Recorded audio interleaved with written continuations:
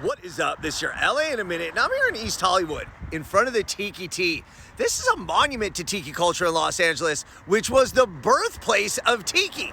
Don't believe me? We're going back to Don the Barchcomber in 1934, a legacy that still stands proud today here in Los Angeles. Let's get into it. First of all, what is so-called tiki culture? Tiki culture was originated in America and inspired by the sentimental appeal of an idealized South Pacific, specifically Polynesia, mostly conceived through the experiences of tourists or Hollywood movies, incorporating beautiful scenery, forbidden love, and the potential for danger. Now, tiki's not without controversy. It's been labeled simplistic, culturally appropriative, and exploitative. Now, the word tiki comes from the indigenous Maori people of New Zealand. It represents the first human in the form of hei tiki, which is an ornamental pendant that's considered a treasure by the native indigenous Maori people.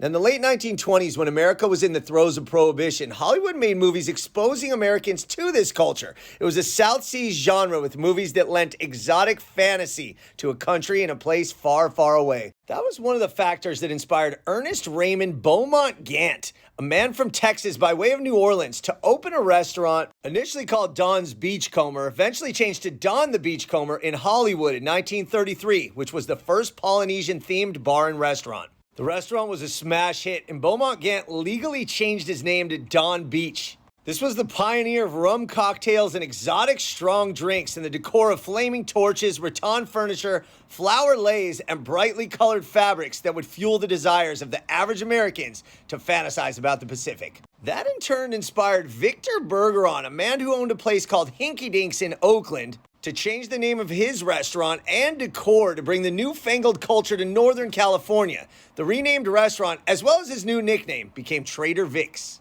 As American servicemen returned home from World War II, they brought stories and souvenirs from their time in the South Pacific, and that helped reinforce the popularity of this burgeoning culture.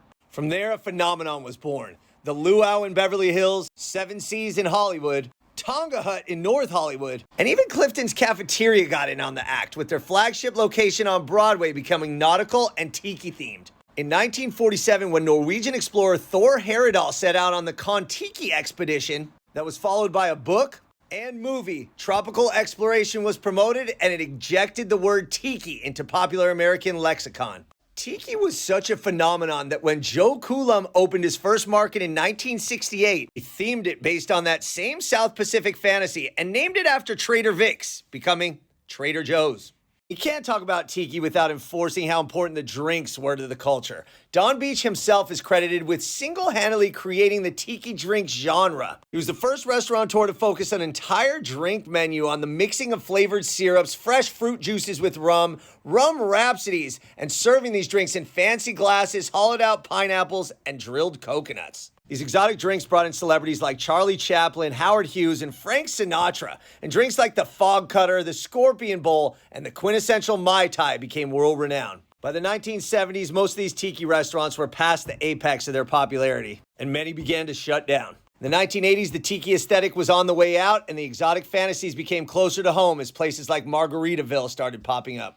But soon there was a rebirth, a renewed interest in tiki culture. Many new tiki bars and retro Polynesian-themed restaurants began to open. And that gave rise to a new generation of tiki bars and a new celebration of tiki culture. So at the Tiki Ti and all throughout Los Angeles, tiki culture is still going strong. All right, LA, it's been a minute.